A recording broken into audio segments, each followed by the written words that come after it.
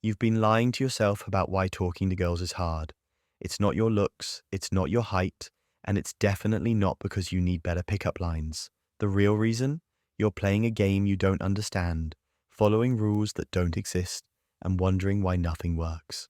Let me show you what actually happens in the first 30 seconds of meeting someone. Most guys walk into conversations already defeated.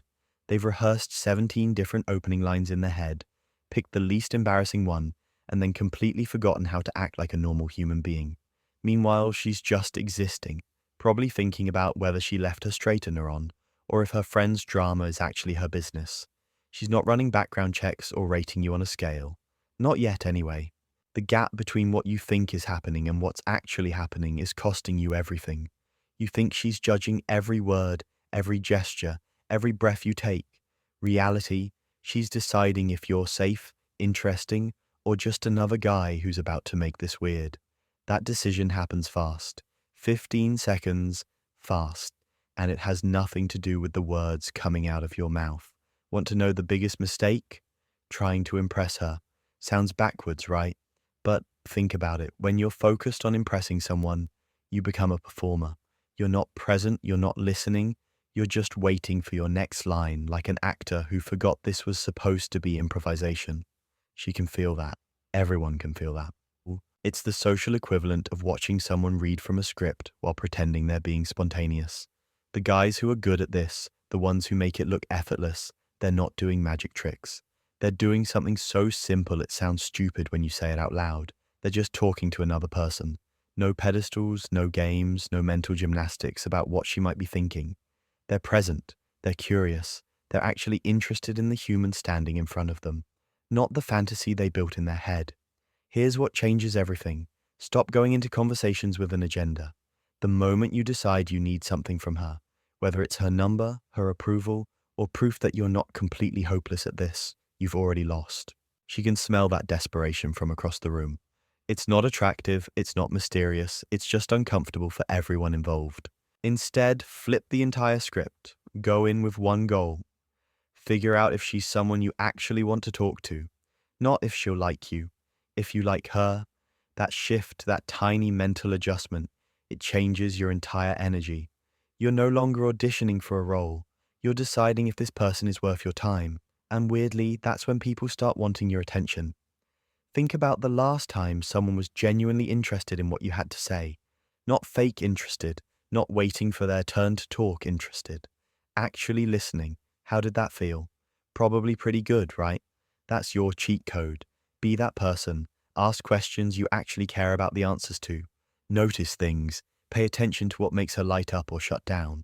But you're probably wondering what to actually say. Fair question. The answer's going to disappoint you because it's not clever. Start with what's right in front of you. The environment, the situation, the shared experience you're both having right now. You're at a coffee shop? Comment on the insane line or the fact that their menu has 47 milk alternatives. You're at a party? Ask how she knows the host or what brought her out tonight. You're in class? Literally anything about the class. The content doesn't matter nearly as much as you think it does. What matters is that you said something, anything, without it being loaded with hidden meaning or desperate subtext. You're just a person talking to another person about a thing that exists in your shared reality. Groundbreaking stuff, I know. Here's where most guys derail themselves. They get a response, maybe even a positive one, and then they panic. They either interview her like she's applying for a job, or they launch into some rehearsed story that has nothing to do with anything. Both options are terrible. Conversations aren't interrogations or monologues. They're exchanges. She says something, you build on it. You share something. She responds.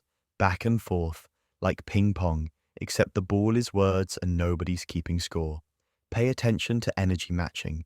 If she's giving short answers and looking around, she's not interested. That's fine. Not everyone will be. Doesn't mean you're broken. Doesn't mean she's stuck up. Just means this isn't it. Move on without making it a whole thing. But if she's engaged, if she's asking questions back, if the conversation is flowing, then you're doing it right. Keep going. The confidence everyone talks about? It's not what you think. It's not walking in like you own the place or pretending you're someone you're not. Real confidence is being okay with not knowing how this will turn out. It's talking to her because you want to, not because you need validation. It's being fine if she's not interested because you know it doesn't define your worth. Most guys sabotage themselves by overthinking every single second. They're so busy analyzing her facial expressions and trying to decode what she meant by that laugh that they're not actually in the conversation. They're hovering above it like some weird, anxious drone. Stop doing that. Be here, in this moment, with this person. Everything else is just noise. You want a framework? Fine. Open with observation. Ask a question that isn't yes or no. Listen to the actual answer. Share something related. Notice what she responds to. Go deeper on that. Repeat. That's it. That's the whole thing. No tricks, no tactics, no manipulation. Just two humans exchanging words and seeing if there's something there. The uncomfortable truth is that you're going to mess this up. A lot. You're going to say awkward things, misread signals, and have conversations that go nowhere. That's not failure, that's practice. Every single person who's good at this sucked at it first. They just didn't quit when it got uncomfortable. What separates the guys who figure this out from the ones who don't isn't talent or natural charisma. It's willingness to be bad at something until they get better. It's having conversations that crash and burn and then having more conversations anyway. It's realizing that rejection isn't personal, it's just information. But there's something nobody talks about, something that makes or breaks everything before you even open your mouth. Your body language is telling a story before you've said a single word. And most of the time, that story is, please don't perceive me. I'm just trying to exist in this corner until I can leave. That's the problem. You can have the perfect opener, the wittiest banter, the most interesting life story. None of it matters if your physical presence is screaming discomfort. Because humans are pattern recognition machines. We read body language faster than we process words. It's survival wiring. And when your shoulders are hunched, your eyes are darting, and you're standing like you're apologizing for taking up space, her brain registers threat or weakness before you've finished your first sentence. Not because she's shallow, because that's how brains work. So let's fix it. Stand like you're allowed to be here. Not arrogant, not puffed up like you're auditioning for a superhero movie. Just grounded, feet shoulder width apart, weight distributed evenly. Shoulders back but relaxed, not pulled back like you're in military formation. You're a person occupying space, not a question mark hoping for permission to exist. Eye contact. This is where most guys either stare like serial killers or avoid eyes completely like they're made of lava. Neither works. The key is natural breaks. Look at her when you're talking, look at her when she's talking, but let your gaze move naturally. Glance away when you're thinking, come back when you're making a point. It's a conversation, not a staring contest. Your hands, stop hiding them. Pockets, crossed arms, fidgeting with your phone. All of it reads as either nervousness or disinterest. Let them hang naturally or use them when you talk. Gesture if that's how you communicate. Just don't let them become a distraction or a shield. Proximity matters more than people admit. Too close and you're invading space. Too far and you're lecturing from across a parking lot. Start neutral, a comfortable conversational distance. If she leans in, that's your green light to close the gap slightly. If she steps back, you stay where you are or give more room. This isn't rocket science, it's just paying attention. Smile. Not constantly, not like a mannequin, but when it's genuine. When something's actually funny or you're enjoying the conversation. A real smile changes everything. It signals safety, warmth, engagement. The kind of things that make someone want to keep talking to you instead of finding an exit. Now here's where it gets interesting. Most advice tells you to be confident, be yourself, be authentic. All true. But nobody explains what happens when you actually start doing this, and it still doesn't work every time. Because it won't. You'll have good body language, solid conversation skills, genuine interest, and she'll still not be into it. Maybe she's having a terrible day. Maybe she just got out of something and isn't ready. Maybe her type is tall guys with beards, and you're neither of those things. Maybe there's no reason at all, just no chemistry. This is the test nobody prepares you for. Can you handle being a perfectly decent human, having a perfectly fine interaction with someone who just isn't feeling it? Can you walk away from that without spiraling into self-doubt or bitterness? That's the real skill. Here's what changes everything. Stop treating every interaction like it's a referendum on your worth. It's not. It's just a moment between two people. Sometimes it goes somewhere, sometimes it doesn't. The outcome doesn't validate or invalidate you. You're the same person either way. The guys who actually succeed with women aren't the ones who never get rejected. They're the ones who get rejected and don't make it mean anything about their fundamental value as a human. They dust off and try again because they understand the math. Not everyone will be into you. That's not a bug, it's a feature. Think about it. You're not attracted to every woman you meet either. Some people just don't click. Doesn't mean either person is defective. It's just how humans work. But let's talk about what happens when it does work. When the conversation flows, when there's actual connection, when you're both engaged and enjoying it. What then? You ask for her number, or suggest continuing the conversation somewhere else, or propose meeting up again. Whatever version of escalation makes sense for the context. This is where guys freeze. They have the perfect conversation and then just let it end because they're terrified of ruining it by being direct. So they stay in the safe zone, the friendly zone, the we had a nice chat and now we'll never speak again zone. Don't do that. If you enjoyed talking to her and you want to see her again, say so. Not in some elaborate poetic way, just directly. I'm enjoying this conversation. Want to grab coffee sometime? Or, this has been fun. Can I get your number? Simple, clear. No games. She'll either say yes or she won't. If she says yes, great. Set something up, don't just collect the number and disappear into the void. If she says no or gives you a soft decline, accept it gracefully and move on. Thank her for the conversation and leave with your dignity intact. The way you handle rejection tells you everything about whether you're ready for what comes next. Because dating, relationships, all of it, requires being okay with uncertainty and occasional disappointment. If you can't handle a no from someone you just met, you're definitely not ready for the complicated stuff that comes later. Most guys think the hard part is starting the conversation. It's not. The hard part is being consistent, having the conversation, handling the outcome, and then doing it again and again until it stops feeling like this massive, terrifying thing and starts feeling like just part of life. You want to know the actual secret? There isn't one. It's repetition.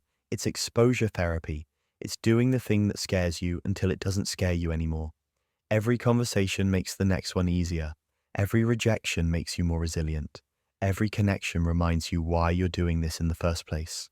But here's what nobody mentions, the thing that determines whether any of this actually works long term.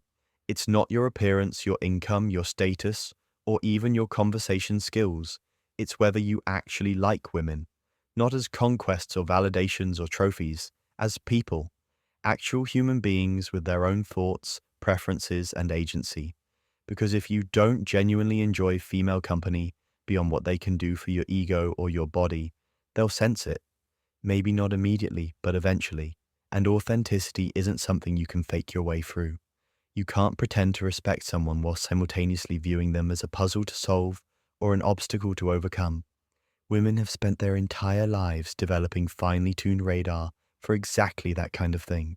So if you find yourself constantly frustrated with women, constantly feeling like they're the problem, constantly thinking the game is rigged against you, pause. Because the issue might not be them. It might be that you're approaching this entire thing from the wrong angle. You're treating it like a transaction instead of a connection. You're focused on what you can get instead of what you can offer. You're seeing targets instead of people. And that shift, that fundamental reorientation of how you view this whole thing, it changes everything. Because when you actually like women, conversations become easier. Not because you have better lines, but because you're genuinely curious about who they are. You ask real questions. You listen to actual answers. You respond like a human instead of running through some mental script. The energy is completely different. She can feel the difference between someone who's performing and someone who's present. Between someone who's trying to win and someone who's trying to connect. That difference is everything. Now let's address the elephant that's been lurking in every paragraph. What about the guys who've tried everything and still can't seem to make progress? The ones who've read the advice, done the work, put themselves out there, and still feel like they're stuck? First, be honest about what everything actually means. Because most guys who say they've tried everything have actually tried 3 things, got discouraged, and stopped. Real progress requires volume. Not 3 approaches, not 10, hundreds. You need enough repetitions to actually learn, to calibrate, to develop instincts. Second, get feedback from someone who isn't you. Your friends will either blow smoke or tear you down depending on their own issues. Find someone objective, ideally a woman you trust, and ask for honest observations. Are you coming across differently than you think? Is there something obvious you're missing? Sometimes we have blind spots we can't see without help. Third, consider whether your standards and your effort match. If you're only interested in women who are objectively out of your current league while putting in minimal work on yourself, that's a math problem, not a mystery. You don't have to become someone else, but you do have to be the best version of who you are. And fourth, check whether you're actually ready for this. Not ready as in confident or smooth, but ready as in emotionally available and genuinely open to connection. Because if you're still bitter about past rejections, still angry at women in general, still nursing wounds from previous situations, that's going to seep into every interaction. People can smell resentment from a mile away. Sometimes the best thing you can do is take a break, work on yourself, process whatever needs processing. Build a life you actually enjoy independent of whether you're dating, because desperation and resentment are the two least attractive qualities a person can have, and both come from the same place. They come from making your entire sense of worth dependent on external validation. Here's what changes when you build a life that doesn't revolve around finding someone. You stop treating every interaction like it's life or death. You stop seeing rejection as proof of your inadequacy. You stop feeling like you're constantly performing for an audience that's judging whether you're good enough. You just exist. And from that place, connection becomes possible in a way it never was before. This doesn't mean stop trying or stop caring. It means stop making it everything. Have other things going on, other interests, other goals, other sources of satisfaction and meaning, because the most attractive version of you isn't the one who's desperately seeking validation. It's the one who's already complete and just looking for someone to share that completeness with.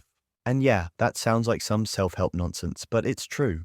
The difference between I need you to make me whole and I'm already whole and I think you're cool is palpable. One is pressure, the other is invitation.